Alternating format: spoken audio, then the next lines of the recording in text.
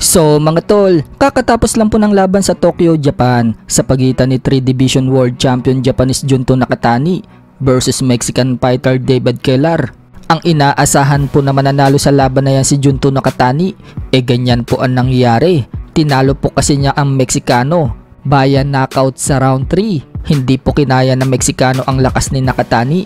Dahil sa panalo ni Nakatani mga tol, nadepensahan po niya ang kanyang WBC Bantamweight World Title at nananatili pa rin po siyang walang talo. Umabante na ang record sa 30-0 with 23 knockouts. Habang nakalasap naman po ng kauna-unahang talo si David Kellar, bumagsak na po ang record sa 28 wins and 1 loss with 18 knockouts. Sa kabilang banda naman mga tol, matapos pong manalo ang bata ni Eddie Hearn na si Dimitri Bivol sa rematch kay Artur Beterbiev kahapon sa Riyadh, Saudi Arabia, at maging isang ganap na undisputed light heavyweight world champion si Bivol, usap-usapan nga mga tol ang maaaring pagbabago sa pound for pound list dahil sa tinalo ni Bivol itong si Beterbiev. Tanong ng Ring Magazine mga tol, saan daw kaya pwede ilagay si Dimitri Bivol sa listahan ng pound for pound? Kung pupunta po tayo sa pound for pound list mga tol, nasa pang number 5 spot ngayon si Bivol, habang nasa pang number 4 spot naman si Beterbiev. So paniguradong matatanggal po si Beterbiev sa number 4 spot at aakit naman sa ranking itong si Bivol. So halo-halo nga po ang reaksyon ng mga boxing fans mga tol. May nagsasabi na dapat daw gawing number 4 si Bivol. May nagsasabi naman mga tol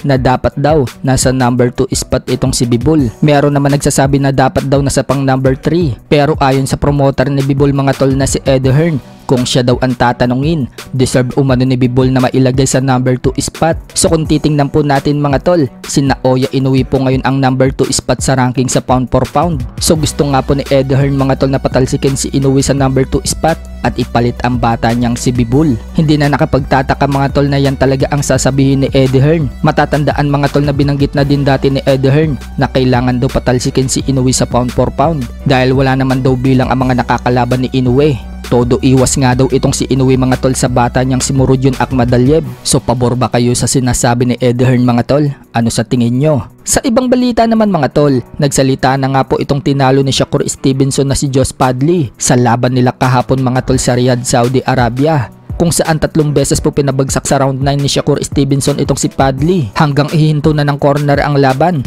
Wika nga po ni Padley mga tol sa interview sa kanya, wala naman daw duda na magaling itong si Shakur Stevenson, pero expected umano na bodega niya ang pupunteryahin ni Shakur Stevenson dahil short notice lang umano nang sabihan siya na siya ang lalaban dito kay Shakur. Pero pagdating daw sa lakas ng suntok ni Shakur, kayang-kaya umano niya tanggapin ang suntok nito. Kaya nga daw hindi siya tinatablan mga tol sa mga suntok sa kanya sa ulo. Pero yun nga, dahil short notice lang at hindi siya nakapag-ensayo ng mabuti, bodega niya ang pinunteriya ni Shakur Stevenson. Pero kung nakapag-ensayo daw siya mga tol, kakayanin umano niyang i-outbox itong si Shakur.